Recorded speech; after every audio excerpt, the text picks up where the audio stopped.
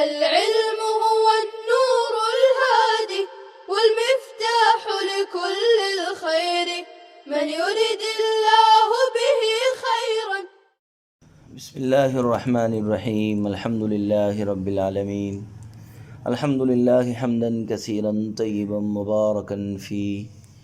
وصلی اللہ وسلم علی نبینا محمد وعلی آلہ واصحابہ وبارک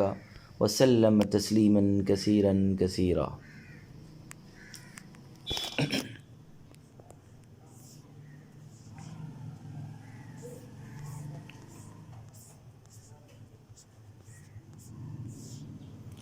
وأما الشافعي رحمه الله تعالى فقال تارة على سبيل التنزل إن الفعل للوجوب كالأمر لأنه عليه السلام شغل عن 4 صلاة يوم الخندق فقضاهن مرتبة وقال صلوا كما رأيتموني أصلي فجعل متابعة أفعاله لازمة لأمته.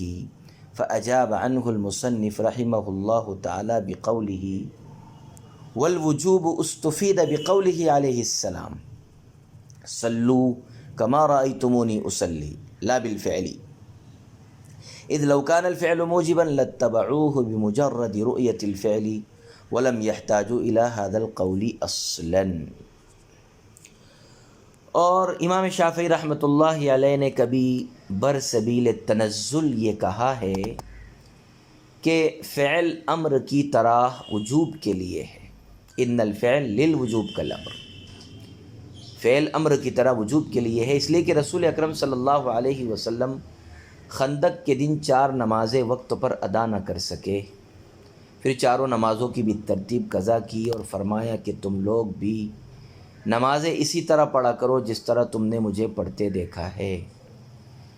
بس حضرت صلی اللہ علیہ وسلم نے اپنے افعال کی مطابعت کو اپنی امت کے لیے لازم قرار دے دیا. پھر امام شافعی کے استدلال کا جواب مصنف نے اپنے اس قول سے دیا ہے کہ وجوب حضور صلی اللہ علیہ وسلم کے قول صلو کما رأیتمونی اصلی سے مستفاد ہے، نہ کہ آپ کے فعل سے.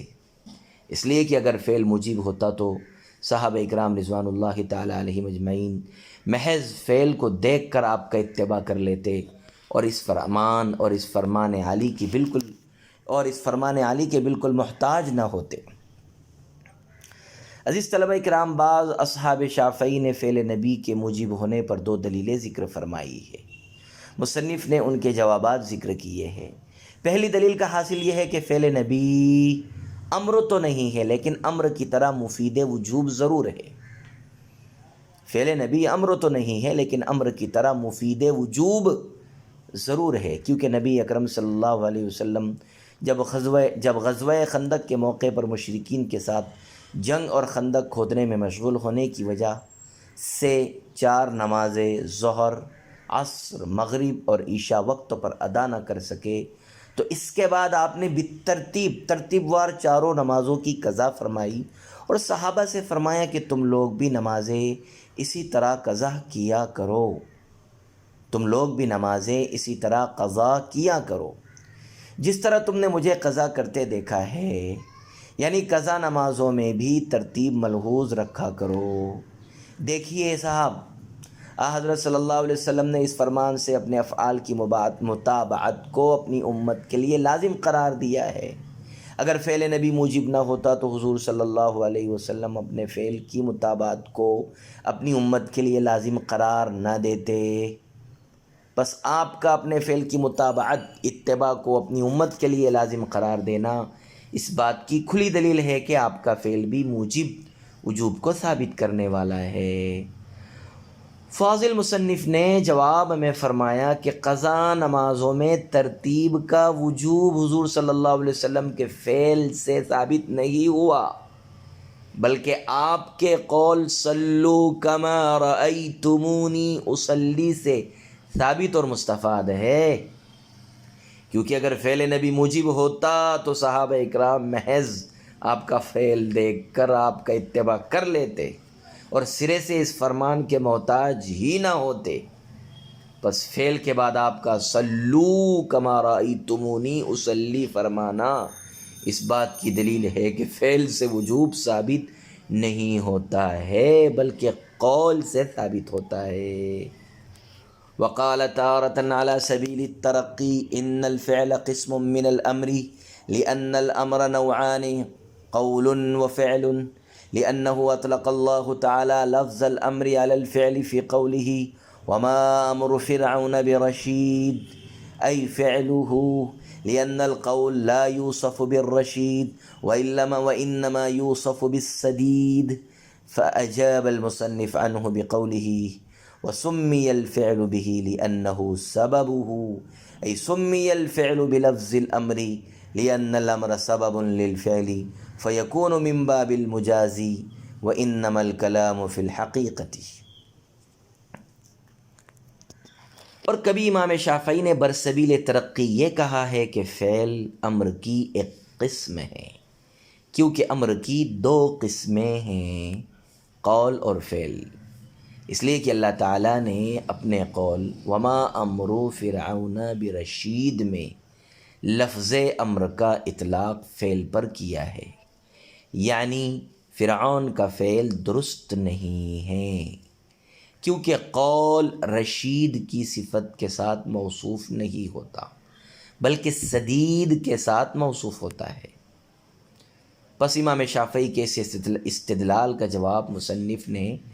اپنے قول سے دیا ہے کہ فعل کو امر کے ساتھ اس لیے موسوم کیا جاتا ہے کہ امر فعل کا سبب ہے، یعنی فعل کو لفظ امر کے ساتھ اس لیے موسوم کیا گیا ہے کہ امر فعل کا سبب ہے، پس یہ مجاز کے قبیل سے ہوگا نہ کہ مجاز کے قبیلے سے ہوگا، حالانکہ بحث حقیقت میں ہے۔ عزیز طلبہ کرام، بعض اصحاب شافعی کی دوسری دلیل کا حاصل یہ ہے کہ امر کی دو قسمیں ہیں، قول فعل، امر قولی امر فعلی۔ گویا فعل امر ہے اور امر وجوب کے لیے آتا ہے، لہذا فعل بھی وجوب کے لیے ہوگا۔ امر کی دو قسمیں ہیں، امر قولی امر فعلی۔ جس طرح امر قولی وجوب کے لیے آتا ہے، اسی طرح امر فعلی بھی وجوب کے لیے ہوگا۔ اور فعل کے امر ہونے کی دلیل یہ ہے کہ اللہ تعالیٰ نے اپنے قول وما امر فرعون برشید میں لفظ امر کا اطلاق فعل پر کیا ہے، جس کے معنی یہ ہوئے کہ فرعون کا فعل درست نہیں ہے۔ وما امر فرعون ای وما فعل فرعون برشید۔ حاصل یہ ہے کہ آیت میں امر فرعون سے مراد فعل فرعون ہے، اور فعل پر امر کا اطلاق کیا جانا، امر کا اطلاق کیا گیا ہے، اور اس اطلاق کی وجہ یہ ہے کہ آیت میں امر فرعون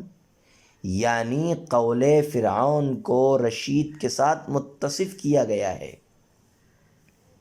حالانکہ قول رشید کے ساتھ متصف نہیں ہوتا بلکہ سدید کے ساتھ متصف ہوتا ہے۔ یا ایھا الذین آمنوا اتقوا اللہ وقولوا قولا سدیدا، قول کے ساتھ رشید نہیں آتا ہے بلکہ قول تو سدید کی صفت کے ساتھ میں متصف ہوتا ہے، البتہ فعل رشید کے ساتھ متصف ہوتا ہے۔ پس آیت میں رشید کا لفظ اس بات پر دلالت کرتا ہے کہ امر سے مراد فعل ہے، اور جب امر سے فعل مراد ہے اور جب امر سے مراد فعل ہے تو معلوم ہوا کہ فعل بھی امر کی ایک قسم ہے، اور امر وجوب کے لیے آتا ہے، لہذا فعل بھی وجوب کے لیے ہوگا۔ دوبارہ توجہ چاہتا ہوں، فعل کے امر ہونے کی دلیل یہ ہے، فعل کے امر ہونے کی دلیل یہ ہے کہ اللہ تعالیٰ نے اپنے قول وما امر فرعون برشید میں لفظ امر کا اطلاق فعل پر کیا ہے، جس کے معنی یہ ہوئے کہ فرعون کا فعل درست نہیں ہے۔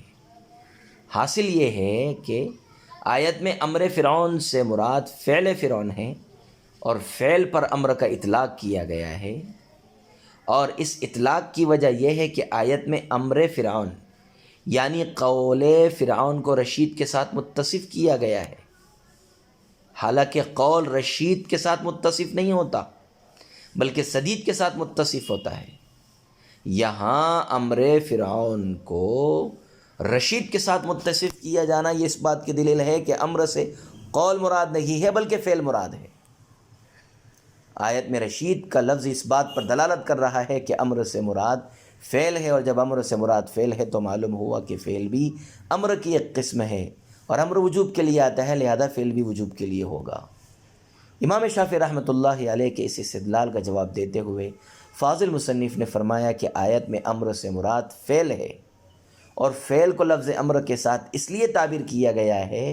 کہ امر فعل کا سبب ہوتا ہے۔ امر کرو تو فعل وجود میں آتا ہے، حکم دو تو فعل وجود میں آتا ہے۔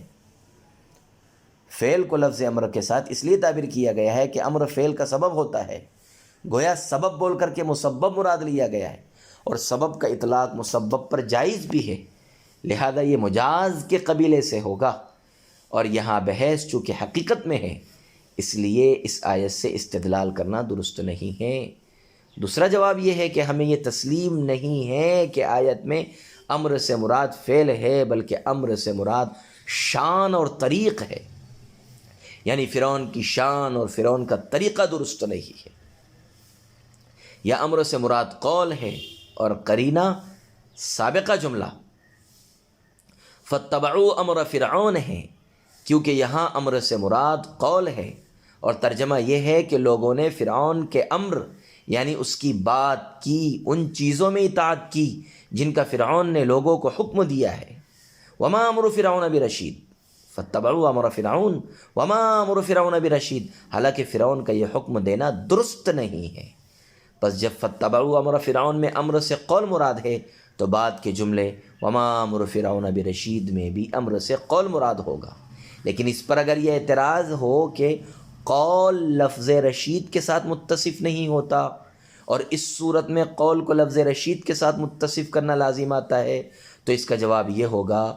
کہ قول کو رشید کے ساتھ متصف کرنا وصف الشیء بوصفی صاحب الشیء کے قبیلے سے ہے۔ قول کو رشید کے ساتھ متصف کرنا وصف الشیء بوصفی صاحب الشیء کے قبیلے سے ہے، یعنی کبھی شے کو صاحب شے کی صفت کے ساتھ متصف کر دیا جاتا ہے، کبھی شے کو صاحب شے کی صفت کے ساتھ متصف کر دیا جاتا ہے، جیسے عذاب علیم میں عذاب کو علیم کے ساتھ متصف کیا گیا، حالانکہ علیم صاحب عذاب معذب کی صفت ہے۔ السلام عليكم، لا تنسوا الاعجاب بالفيديو والاشتراك في القناة تشجيعا لنا لنستمر بنشر المزيد إن شاء الله.